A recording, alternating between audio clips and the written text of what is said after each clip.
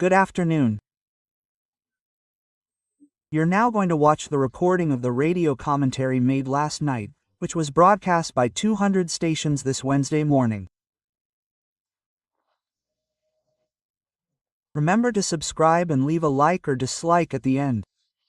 Let's get to the commentary. Good morning.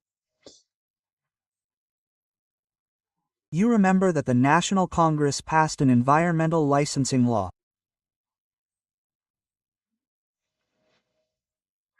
That removes all that crazy environmental talk, right? Yeah, and that was hindering Brazil's productive activity, right? That one seems like a disease, right? Faragrau, for example, stopped because it's in a corner of an indigenous reservation, right? Yeah, it's full of crazy stuff there. But then Lula, right, being faithful to his environmentalists, made a bunch of vetoes. That will be considered tomorrow, Thursday, right, at a joint meeting of the National Congress.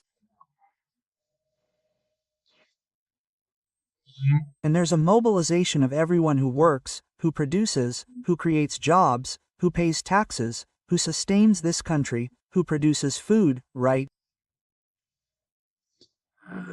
Well, to overturn these vetoes that hindered production, it involved everything, not just agricultural production, livestock, right? It involved the opening of necessary railways. It involved the mining of this country. In short, it involved the attempt to make the country rich and, with it, have a better quality of life.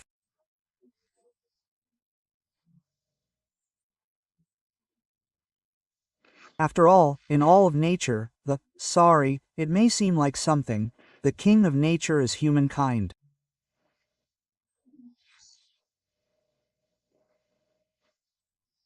Humankind has intelligence, reasoning, right?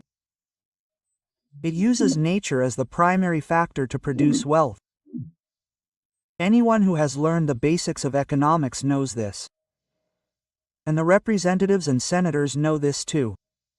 There are incredible things, right? Well, I see now in demonstrations about this COP30, talking about the need to reverse,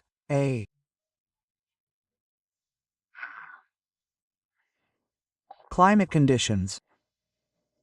My God, but if the sun isn't involved, they won't succeed. It's very arrogant of humankind, which occupies 6% of planet Earth in productive activity, to think that can solve this, right? More or less explosions from the ground warm the ocean waters, which are the vast majority. This influences cloud formation, humidity, winds, and the Earth's climate, which is cyclical, because solar flares are cyclical. But let's change the subject. Because there's one more case here, right? I just wanted to comment, right? Yeah. 2 conditions. I've been talking here about the agreement in the Middle East, which I'm very skeptical about. As a journalist, I have to be skeptical. I can't be naive, because if Rama is participating in the agreement, it won't work. If it were the Palestine Liberation Organization, which already received the Nobel Peace Prize for recognizing Israel and Israel's rights over Jerusalem, for example, right, which the Shiites don't accept. The Shiites wanted Samaria, they wanted Judea, right? There's no way. There's an Old Testament there to prove the issue of Israel there. Well, anyway, I doubt Rama will hand over his weapons. Yesterday, we already saw that Israeli soldiers had to shoot at a group that was invading, right? or they'll hide the weapons. And Trump said he'll go there, and if they don't hand them over, we'll take them away. And they must know how, right? So, that's one case, right?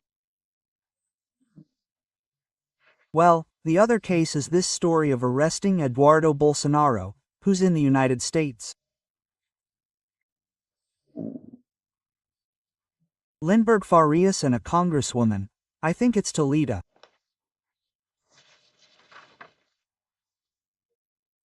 Teleria Petroni, from the PSOL, they called for their arrest.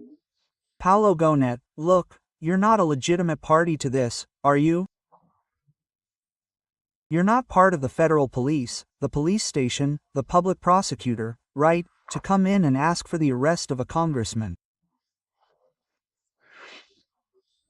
And the most shameful thing about this is that two congressmen seem to have not read the most important article for a parliamentarian, which is Article 53 of the Constitution.